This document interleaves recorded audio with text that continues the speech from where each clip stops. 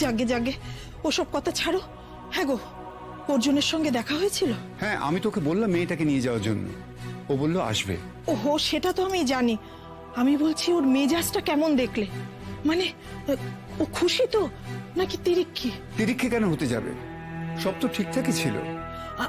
আর ওর বাবা কাকারা? তারা আমাদের মতো অলস মানুষ নয়, ওরা বেজায় ব্যস্ত, আমার সঙ্গে দেখাই করলো না। ও মা, সে কি গো, ওরা বেরিয়ে গেছে? তুমি তো অনেক তাড়াতাড়ি গেছিলে গো। ওরা তৈরি হচ্ছিল বেরোনোর জন্য, নিচে নামেনি তখনও। আরে বাবা, ওরা নিচে নামলো না তো কি হলো? তুমি কেন ওদের সঙ্গে গিয়ে দেখা করলে না? একটু চুপ করে বসো, অত নড়াচড়া করলে না প্রেশার কিন্তু ঘোড়ার মতো ছুটবে। দেখি প্রেশারটা কত হলো। উমা, প্রেশারটা একেবারে হাই। দেখো স্মিতা, অকারণে না এখানে কি হলো, ওখানে কি হলো, এরা কি বললো, ওরা কি বললো না, এসব নিয়ে না মাথা খারাপ করো না। তুমি তো বলেই খালাস, মাথা খারাপ কি আমি এমনি এমনি করি? এসব ব্যাপার মাথায় নিও না, আমাদের তো বয়স হচ্ছে নাকি। দেখো, আমরা তো আমাদের সাধ্যমতো মেয়েটার বিয়ে দিয়েছি, এবার যেটা হবে সেটা ওর ভাগ্য। ও মা, এ আবার কিরকম কথা? মানে মানে সাধ্য মতো মেয়েকে বিয়ে দিয়েছি বলে আর কিছু ভাববো না, হাত পা গুটিয়ে বসে থাকবো? দেখো, যখন শুনবো অর্জুন আর কঙ্কার সম্পর্কটা ভালো আছে, ওরা শান্তিতে আছে, আমি আর কিছু ভাববো না গো। আমি হাত পা গুটিয়ে বসে থাকবো, শান্তিতে থাকবো। এভাবে মেয়ের মান কিনে দিতে পারবো কিনা জানি না। অতটা সময় ওদের বাড়িতে থাকলাম,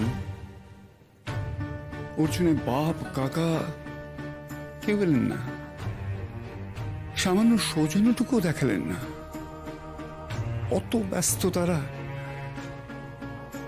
ওদের কাছে মেয়ের মান কিনে দিতে কত মূল্য দিতে হবে কে জানে।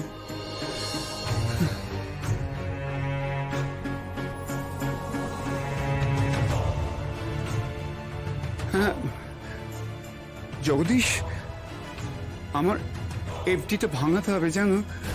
না না, আর কি করা যাবে বলো? হ্যাঁ, উপায় থাকলে হয়তো এফডিটা ভাঙাতাম না, কিন্তু কিছু তো করার নেই।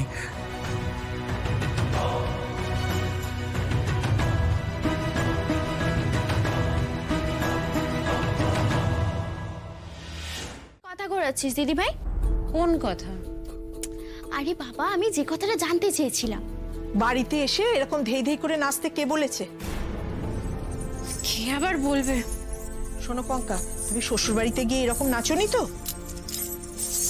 কাল রাতে টায়ার্ড ছিলাম, নাচতে পারিনি। আর আজ সকাল সকাল বাবা গিয়ে আমাকে এই বাড়িতে নিয়ে চলে এলো, তাই নাচতে পারিনি, কিন্তু ভাবছি ফিরে গিয়ে নাচবো। খবরদার কঙ্কা, না, আমি কিন্তু একদম বারণ করে দিচ্ছি কঙ্কা। উঠছি মা, তুই একটু বাইরে যা না। কেন জেম্মা? আমি দিদি ভাইয়ের কাছে থাকি না? যা না মা, একটু দিদির সঙ্গে আমার কথা আছে। কেন মা, ও বসুক না এখানে, অসুবিধা কি? আহা, ও একটু বাইরে ঘুরে আসুক না, তারপর নয় তোর কাছে আবার চলে আসবে। তুই একটু বাইরে ঘুরে আয়, পরে আসিস কেমন? আচ্ছা আচ্ছা, আমি যাচ্ছি। যা তো মা।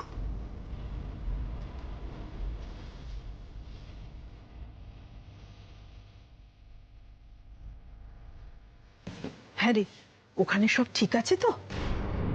কি ঠিক থাকার কথা বলছো? তুই খুব ভালোভাবে বুঝতে পারছিস আমি কি বলছি। এতটাও ছেলে মানুষ তুমি কিন্তু নও কঙ্কা। ও বাড়িতে যে কোনোদিনই সব ঠিকঠাক হবে না, এটা নিশ্চয়ই তুমি আগে থেকেই বুঝে গেছো। আরে বাবা, আমি ওই বাড়ির সবার কথা জানতে চাইছি না, আমি শুধু অর্জুনের কথা জানতে চাইছি। অর্জুনের কোন কথাটা তুমি জানতে চাইছো মা? আমি জানতে চাইছি অর্জুন আর তোর উপর রাগ করে নেই তো? দেখ কঙ্কা, সেদিন বিয়ে বাড়িতে যেটা হয়েছে, অর্জুন কিন্তু ভীষণ অসন্তুষ্ট হয়েছে তোর অসভ্যতা দেখে। আমি তাই বলেছিলাম যে আগে ভাগে গিয়ে তুই অর্জুনের কাছে মাপটা চেয়ে নিবি। নিয়েছিস তো? সেদিন রাত্রিরে তুমি যেটা করেছিলে সেটাকে অসভ্যতাই বলে। মা প্লিজ এই কথাবার্তাগুলো এখন বলো না, আমার খুব টায়ার্ড লাগছে। বুঝেছি, তার মানে তুমি আমি যা বলেছি করোনি। আচ্ছা কঙ্কা, তুই কেন বুঝতে পারছিস না বলতো? আরে বাবা, সেদিন যেটা হয়েছে খুব অন্যায় হয়েছে, আর সেই অন্যায়টা তুমি করেছো। সেই জন্যে তোমাকেই প্রথম মাপটা চাইতে হবে। দেখ কঙ্কা, এসব ইগো নিয়ে এখন বসে থাকলে কি হয়? আমার অনেক বয়স হয়েছে, তাই আমি বলছি তুই আমার কথা শুনে চল, তোর ভালোই হবে, তুই ভালো থাকবি মা। কি হলো কঙ্কা, আমার কথা কানে যাচ্ছে না? যাবে না কেন, কান তো খোলাই আছে, তুমি বলো। তাহলে কিছু বল, বলছিস না কেন কিছু? কি বলবো? আমার এখন ওই পুরনো কথাগুলো ভাবতে ইচ্ছে করছে না, তাছাড়া আমি মনেও করি না আমি কোনো অন্যায় করেছি। আচ্ছা আচ্ছা, আমি বুঝলাম যে তুই কিছু অন্যায় করিস না, কিন্তু কাউকে তো একজনকে নিচু হতে হবে মা। আচ্ছা ঠিক আছে, তাই নিচুটা আমাকেই কেন হতে হবে? আমি মেয়ে বলি। অর্জুন কেন আমাকে সে সরি বলবে না? একদম বাড়াবাড়ি করো না, বাড়াবাড়ির কিন্তু একটা সীমা আছে। কোনটা বাড়াবাড়ি মা? সবটাই বাড়াবাড়ি।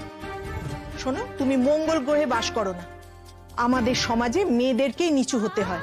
সেই জন্য বারবার বলছি অর্জুনের সঙ্গে সম্পর্কটা ঠিক করে নাও, তারপর দেখবে সব জায়গায় অর্জুন তোমার পাশে ঢাল হয়ে থাকবে।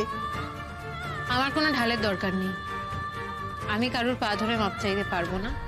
আমি মনেও করি না আমি কোনো অন্যায় করেছি, আর আমার মনেও হয় না অর্জুন আমার থেকে এক্সপেক্ট করে আমি ওর পা ধরে মাপ চাই। দেখ কঙ্কা, আমি তোর মা, আমি শত্রু নই, আমি তো তোর ভালো চাই। বল, দেখ আমি যা বলছি কঙ্কা ভালোর জন্য বলছি। যখন সম্পর্কটা হয়েছে অর্জুনের সঙ্গে, সেটা তো এগিয়ে নিয়ে যেতে হবে। এই সমস্ত ইগো ধরে বসে থাকলে তো হবে না। এটা কি কোনো কাজের কথা বলতো? মা প্লিজ, আমাদের সম্পর্কটা আমাদের মতো করে আমাদের বুঝে নিতে দাও, তুমি এটার মধ্যে ঢুকো না। আর তোমাকে একটা কথা আমি অ্যাশিওর করতে পারি, যাই হয়ে যাক না কেন, আমি তোমাদের ঘাড়ে ফিরে এসে আর চাপবো না।